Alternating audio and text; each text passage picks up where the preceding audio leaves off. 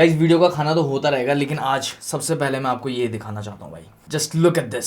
जो मुझे सबसे बड़ा ड्रॉबैक लगता था ना देहरादून का, इन लोगों ने वो ड्रॉबैक हटा दिया है भाई। पैकेजिंग देखो जरा आप इस असॉर्टेड बॉक्स की, कोई पेड प्रमोशन नहीं है, लेकिन जस्ट लुक एट दिस। ये है भाई आपका लोटस बिस्कॉफ घेवर, ये है भाई इनका Honey and dry fruit ghevar, this is मलाई घेवर, और ये रहा भाई कुनाफा घेवर। तो मुझे ना सबसे बड़ी दिक्कत देहरादून से ये थी कि कोई भी एक्सपेरिमेंट नहीं करना चाहता है। सब कुछ जो स्टेपल बिक रहा है बस वही बेच रहे हैं। जैसे दिल्ली जाओ, सबसे बड़ा डोसा, सबसे बड़ा पराठा, ये सब चीज़ें भाई मिल जाती हैं। मतलब लोग एक्सपेरिमेंट करते रहते हैं, लेकिन भाई देहरादून में ना ऐसा कुछ हो नहीं रहा था। लेकिन फाइनली कालरा स्वीट्स प्रेमनगर में भाई इन लोगों ने भाई क्या घेवर निकाले हैं। इनका लोटस बिस्कफ मैंने 1-2 दिन पहले ही ट्राई किया, देसी विदेशी फ्यूजन ट्राई करना बनता था। फिर जब मैंने मेन्यू देखा और भी बहुत सारे आइटम्स हैं, और ये असॉर्टेड पैक था भाई 1380 रुपये का, और ये बहुत अमेजिंग लग रहा है मुझे। लेकिन इसके लिए भाई इंतजार करना पड़ेगा, क्योंकि ये वीडियो के एंड में खाएंगे हम। बहुत सारे लोग मुझसे ये भी पूछ रहे थे कि आपने अपना फिटनेस का कोई अपडेट नहीं दिया है। तो फिर भाई मैं 70 kgs पे आ चुका हूँ। मैंने स्टार्ट किया था 77 से, और मैं अब 70 पे आ चुका हूँ। और हाँ, अगर मैं मसल लॉस की चिंता ना करूँ तो वेट ड्रॉप मेरा और ज़्यादा भयंकर तरह से हो जाएगा, लेकिन मसल लॉस नहीं करना भाई इस बार हमने। खैर एनी विच वे, मैं आपको क्लोजअप दे दूँ यार। सेंटर से करते हैं भाई स्टार्ट। सबसे पहले है मेरे पास जैसलमेरी लाल मांस। राजस्थान बहुत ज़्यादा फेमस है भाई लाल मांस के लिए। देखते हैं ये कैसा है उधर के लाल मांस के कंपैरिजन में। ये रहा मेरे पास वेजिटेरियन का चहिता भाई मशरूम टिक्का, पीछे थोड़ा सा कोल्स्लो और थोड़े से प्याज रखे हैं इसके साथ खाने के लिए। इधर रहा भाई मेरे पास डेविल चिकन विंग्स। भाई आप ज़रा इनको क्लोजली देखो भाई, बहुत स्पाइसी होने वाले हैं। पीछे की साइड है मेरे पास शाही पनीर टिक्का मखनी। भाई ये नाम मैंने पहली बार सुना, मुझे लगा था थोड़ा सा पुरानी येलोइश ग्रेवी में आएगा, लेकिन नहीं। बाकी इस साइड है मेरे पास खमीरी नान। इनका ये बटर ना सूख चुका है इतनी देर में, अदरवाइज जब ये अभी गर्मा गर्म आई थी ना, इसी बटरी बटरी लग रही थी ना, मज़ेदार। हाँ। इसका क्लोजअप तो मैं आपको बाद में दूंगा ही दूंगा, लेकिन अभी भी देख लो। लोटस बिस्कॉफ, मलाई, कुनाफा and honey and dry fruit. और हमारे पास जीरा राइस भी है, लेकिन यहाँ उसे रखने की जगह नहीं है। खमीरी नान क्यों है मेरी फेवरेट? क्योंकि फर्मेंटेड होती है, कितनी भी ठंडी हो जाए अकड़ती नहीं है, एकदम सॉफ्ट रहती है। आहा। और भाई अगर आप ये नॉनवेज के साथ खाओगे ना, तो आपको पता चलेगा कि ये काफ़ी हद तक भाई उस चीज़ का टेस्ट एनहांस कर देती है। किससे करें स्टार्ट? इससे करें। लेकिन वीडियो स्टार्ट करने से पहले अपनी परंपरा कर लेते हैं भाई। डाइट कोक में अगर आप एक लेमन डाल दोगे ना, उसके बाद थोड़ा सा आपको फिजी साउंड आएगा। चीयर्स।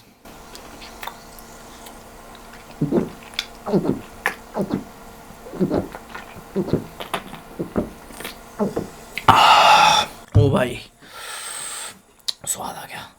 अब आ जाओ भाई, अब करते हैं आज का वीडियो स्टार्ट इस शाही पनीर टिक्का मखनी के साथ। Thank you so much God for this food and for everything else.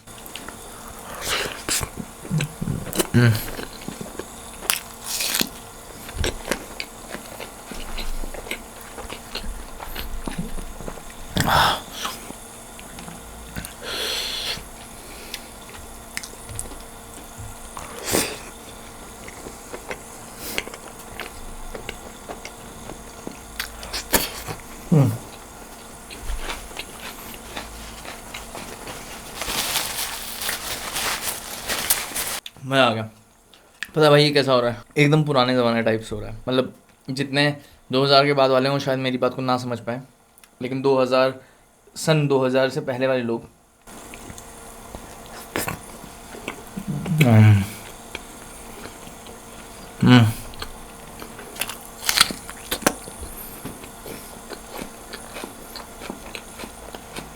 भाई इसका ना वैसा रॉ टेस्ट हो रहा है। आपके घर के आसपास एक आपका कॉलोनी का एक छोटा सा रेस्टोरेंट हुआ करता था, जो आपके सामने ही हर एक आइटम की अलग अलग ग्रेवी बना देते हैं। पनीर सबके ऐसे तंदूर करे हुए या थोड़े से फ्राई करे हुए रखते थे। वो एक बड़ा सा तवा सामने होता था, उसमें ग्रेवी डालते थे पहले, जो भी प्योरे होती थी टमाटर की। फिर उसमें कुछ कुछ मसाले ऐड करते थे, और सबके मसाले अलग अलग होते थे हर डिश के। तो ये वैसा प्योर रॉ वैसा टेस्ट कर रहा है कि जैसे अभी तुरंत किसी ने बड़े से तवे में ग्रेवी बनाई, उसमें पनीर की पीस डाल दी और बना के दे दी, और वो टेस्ट काफ़ी नॉस्टैल्जिक है। आप लोगों ने वो वाला पनीर कभी ट्राई किया है? Do let me know in the comment section, क्योंकि ये एग्जैक्टली वैसा टेस्ट कर रहा है। हाय हाय हाय।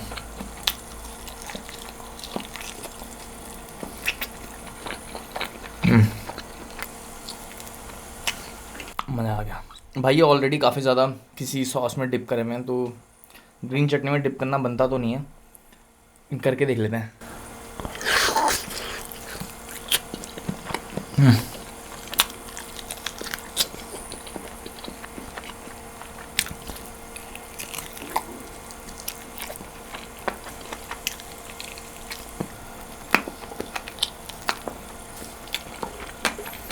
एक आपको कहानी बताता हूँ महाराज। ऐसी कोई इंटरेस्टिंग कहानी नहीं है, लेकिन ये आप बीती है मेरी अभी रिसेंट, जिसके बाद ना मैं थोड़ा सा ऐसा हो चुका हूँ कि जो मूवीज़ में दिखाते हैं वो सही दिखाते हैं काफ़ी हद तक।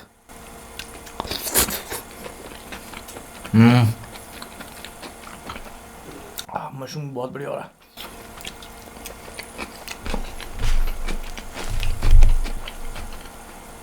और बढ़िया खमीरी नान के साथ होगा, थोड़ी चटनी डालो।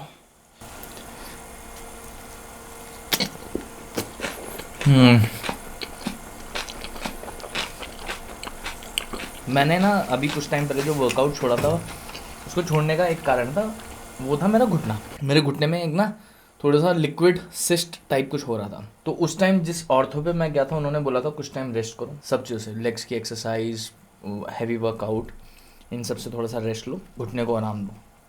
मैंने कहा ठीक है।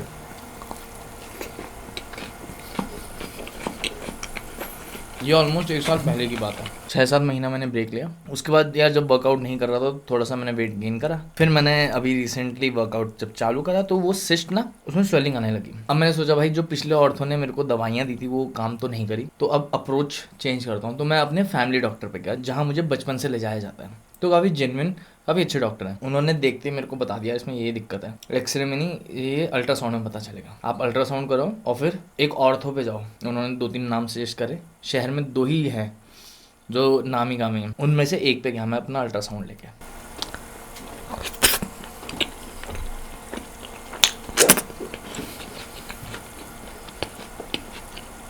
अब मैं इस वीडियो में किसी डॉक्टर का नाम या किसी क्लिनिक का नाम और जहाँ से अल्ट्रासाउंड वगैरह कराया वो मैं नहीं लूँगा, बट एसी ऑन करना पड़ेगा मुझे। 2 प्रॉब्लम थी मेरे, तो घुटने में वो स्वेलिंग, दूसरा मेरे सोल में पेन होता है। उसके लिए डॉक्टर ने मेरे को बोला आप यूरिक एसिड वगैरह का टेस्ट कराओ, जो मैं कराता रहता हूँ, सब नॉर्मल आता है। तो मैंने उनको रिपोर्ट दिखाई जो मैंने रिसेंटली करवाई थी, उन्होंने बोला नहीं इसको आप दोबारा कराओ। यूरिक और 2-3 और टेस्ट थे लिखे, वो सब मैंने करवाए। और अल्ट्रासाउंड देख के उन्होंने बोल दिया कि अल्ट्रासाउंड में पता नहीं चल रहा है, इसका MRI करवाना पड़ेगा।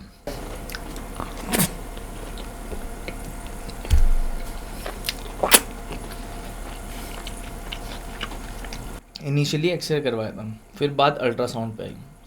अब मैं आपको खाली एक आइडिया देने के लिए बता रहा हूँ, एक्सरे का तो मुझे याद नहीं, लेकिन अल्ट्रासाउंड 2700 रुपये का हुआ। फिर डॉक्टर ने बोल दिया इसका MRI कराना पड़ेगा, MRI से ही पता चलेगा। MRI करवाने के लिए उन्होंने मेरे को वहीं भेजा जहाँ से मैंने अल्ट्रासाउंड करवाया था, उनके पास बेस्ट मशीन्स हैं। हमने भी कहा ठीक है। एक चीज़ मैं पहले बोल दूँ, मैं किसी के अगेंस्ट नहीं बोल रहा हूँ, लेकिन मेरी पूरी पहले बात सुनिए ना, उसके बाद अपना जो भी ओपिनियन होगा कमेंट्स में उसके बाद ही देना। MRI बोला, ठीक है उन्होंने, MRI हुआ 8,000 का।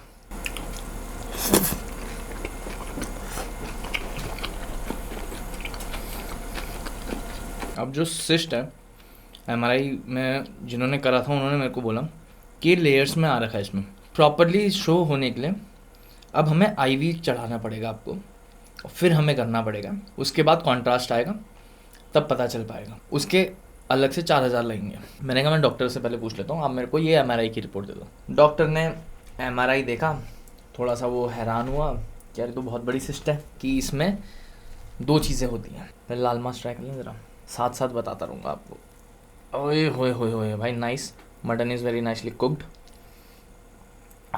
लाल मांस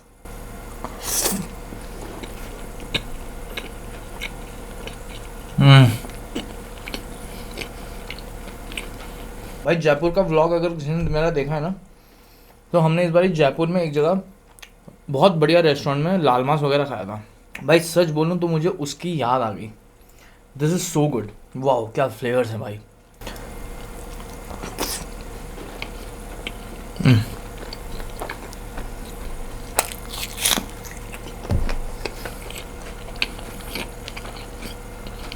भाई एक्सेप्शनल, बहुत ही बढ़िया। डॉक्टर ने MRI देखा, बट डॉक्टर ने ऐसा कुछ नहीं बोला कि IV वगैरह चढ़ाओ। उन्होंने बोला सिस्ट का पता चल गया है, ये रही सिस्ट, इसमें 2 चीज़ें करनी पड़ती हैं।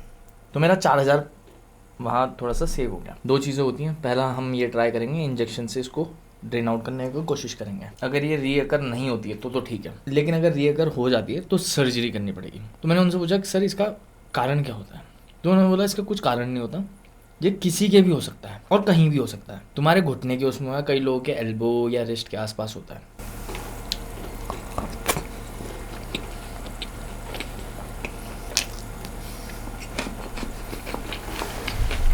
तो क्या हुआ, उन्होंने मेरे को बोला आप ये खरीद लाओ, इंजेक्शन वाला प्रोसीजर तो हम अभी कर देंगे तुरंत।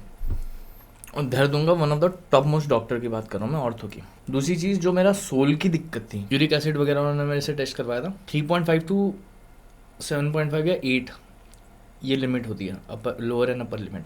मेरा है 6.2 which is obviously in between, तो इतना कंसर्न वाली चीज़ नहीं होती है। लेकिन उन्होंने बोला कि 5.8 के भी जब ऊपर होता है तो ऐसा पेन होने लग जाता है। मैंने कहा इसमें कुछ कारण कि नहीं, किसी के भी हो सकता है। वैसे तो अपर लिमिट क्रॉस होकर ही होता है, आप सबको पता होगा, बट किसी के ऐसे भी हो सकता है। तो उन्होंने मेरे को बोला कि रेड मीट वगैरह सब अवॉइड करना, लिमिट कर देना। मैं मकबैंग में ही खाता हूँ।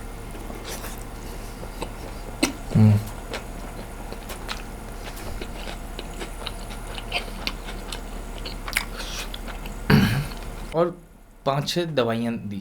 अबे यार लाइट चलेगी, देहरादून में आजकल लाइट का बहुत कट ऑफ चल रहा है, फटाफट करना पड़ेगा, क्योंकि ये लाइट जा रही है सीधा 5-6 घंटे के लिए।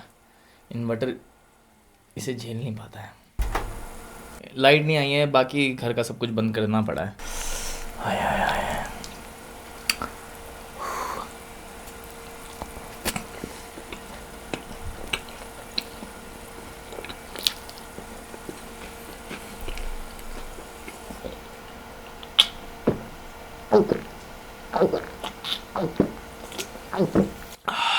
जो उन्होंने मेरे को सिस्ट का इलाज बताया कि भाई पहले हम इंजेक्शन से करके देखते हैं। मुझे लगा इसमें क्या ही दिक्कत है, ठीक है भाई एक बार निकाल के देख लेते हैं। फिर मैंने खर्चा ही पूछा कि सर्जरी अगर मान लो करानी पड़ जाती है बाद में तो कितना खर्चा, तो बोले 40 से 45 हज़ार रुपये। मैंने कहा ठीक है।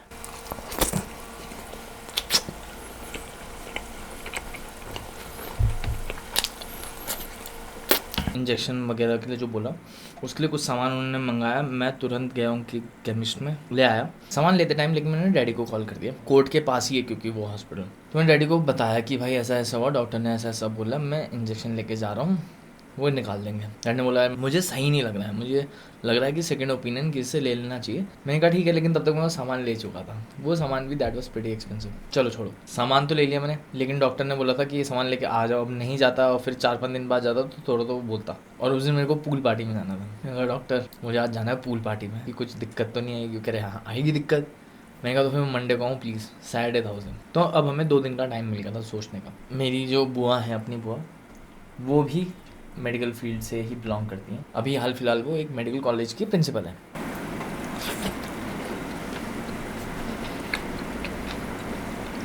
तो बुआ को भेजी मैंने reports, MRI, ultra, each and everything. उन्होंने बोला कि ठीक है मैं पूछ लेती हूँ। तो फिजियो से पूछा उन्होंने, तो फिजियो ने एक देहरादून के अपने उनके फास्ट फ्रेंड हैं, वो रिकमेंड करे कि आप उनके पास जाओ, एक बार उनको फिजिकली दिखा के आ जाओ। तो मैं फिजियोथेरेपिस्ट पे गया।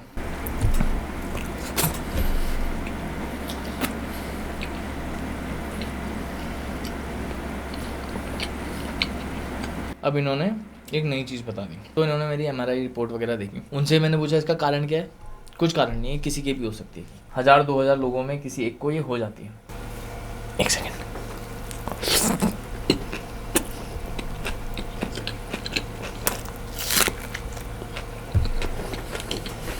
इसका सोल्यूशन बोला ये तो नहीं कराया इंजेक्शन वगैरह? मैंने कहा नहीं, नेगेटिव इम्पैक्ट कुछ नहीं है, लेकिन वो रीअकर हो जाएगा। और कह रहे सर्जरी भी, सर्जरी करवा लो भले, कुछ टाइम बाद रीअकर हो जाएगा।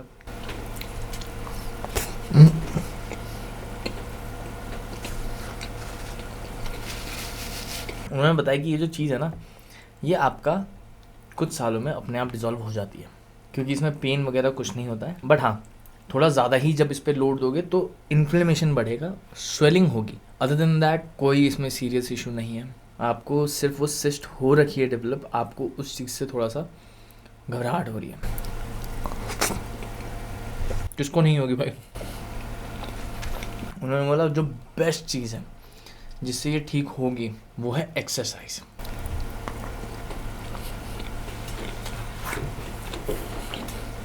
और दवाइयों के लिए भी उन्होंने पढ़ी कि ले तो नहीं रहे हो ना, मैंने कहा नहीं क्यों, कह रहे इनमें से 2-3 तो पेन किलर्स ही हैं और बाकी वो दवाइयाँ हैं जो अर्थराइटिस के पेशेंट्स को रेकमेंड करी जाती हैं 60 साल से ऊपर वालों को। ये समझने की कोशिश करो कि कितना खतरनाक लूप है। मैं ये नहीं बोल रहा हूँ कि किसी ने मुझे गलत सलाह दी और किसी ने सही दी, मैं कह रहा हूँ सब अपनी जगह सही होंगे, लेकिन दो फील्ड जो मुझे लगते हैं कि, या better way to put this is कि 2 प्रोफेशन के लोग हमेशा आपके घर में होने चाहिए, एक वकील, दूसरा डॉक्टर।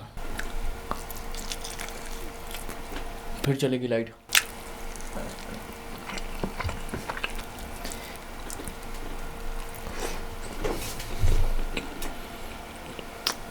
जो सक्षम है वो तो ठीक है, लेकिन जो सक्षम नहीं है भाई, वो इस लूप से कैसे पार जाएंगे मुझे समझ नहीं आता।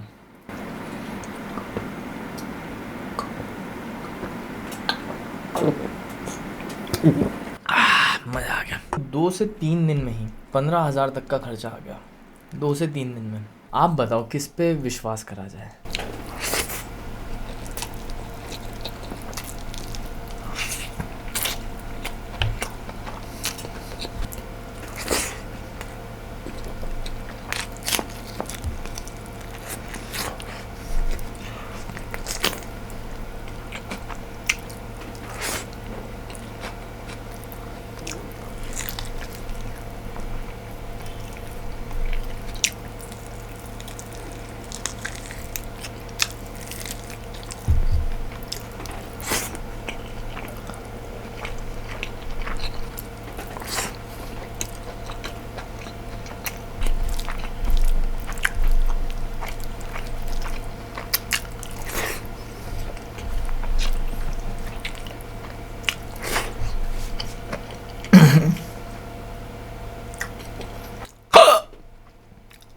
अब यार इसे क्लियर करते हैं और घेवर लाते हैं अपने पिक्चर में जरा, है भाई। चॉपिंग बोर्ड एकदम साफ सुथरा धो धागे ले आए हैं। इस टर्न आ चुकी है स्टार ऑफ द शो हमारे घेवर की। सबसे पहले मैं मलाई घेवर से स्टार्ट करूंगा क्योंकि स्टेपल होता है ये। बट लुक एट दिस, मलाई की इतनी भयंकर लेयर, ऊपर से थोड़े से बादाम स्लाइस करके डाल रखे हैं। रुका नहीं जा रहा भाई, let's see how it is.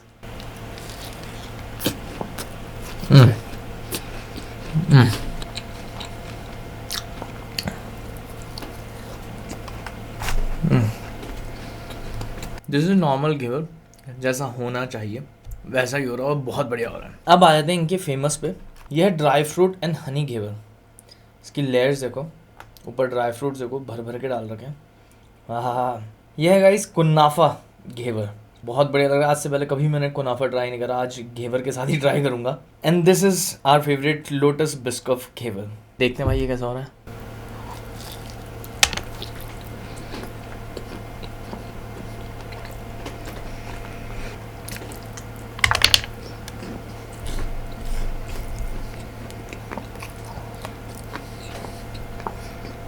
This is exceptional. मुझे रिव्यूज़ देख के, रिव्यूज़ पढ़ के ऐसा लग रहा था कि लोगों का हनी एंड ड्राई फ्रूट कैसे फेवरेट हो सकता है, क्योंकि हनी का ना एक अलग अपना डिस्टिंक्ट टेस्ट होता है, लेकिन भाई समहाउ वो टेस्ट कॉम्प्लीमेंट कर रहा है यहाँ, बहुत ही बढ़िया है। अब आया था भाई कुन्नाफा घेवर में। देखिए ग्रीन कलर की लेयर, नीचे से घेवर की लेयर। लेट्स सी ये कैसा है।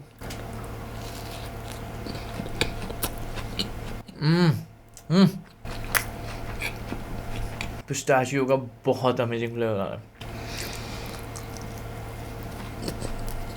ओहो भाई, कालरा स्वीट्स सोच को सलाम है। हु वुड हैव थॉट कि घेवर के साथ इतने कॉम्बिनेशंस किए जा सकते हैं और हर एक कॉम्बिनेशन एक्सेप्शनल हो रहा है। This R&D done by Karla sweets is much more effective and better than the R&D done by Domino's, KFC, इन सब से। ये बहुत क्रेजी इन्वेंशन है भाई फूड सेक्टर में, and I am telling you कि ये बहुत जल्दी ना इतना वायरल होने वाला है ना कि हर स्वीट शॉप कुछ ना कुछ अब डिफरेंट ट्राई करने वाली है घेवर के साथ। लेट्स सी लोटस बिस्कॉफ कैसा हो रहा है। लेयर देख सकते हैं आप बिस्कॉफ के ऊपर। ओह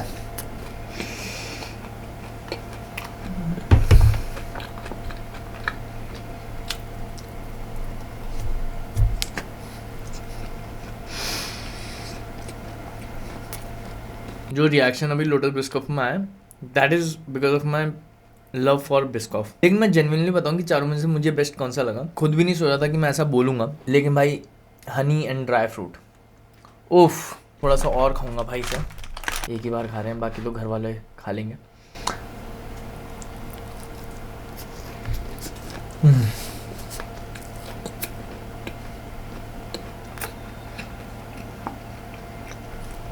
ये असॉर्टेड पैक ऑफ घेवर नहीं है, this is assorted bomb, flavours का बॉम्ब जो आपके मुंह में जाके ब्लास्ट हो जा रहा है। क्या चीज़ बना दी है यार।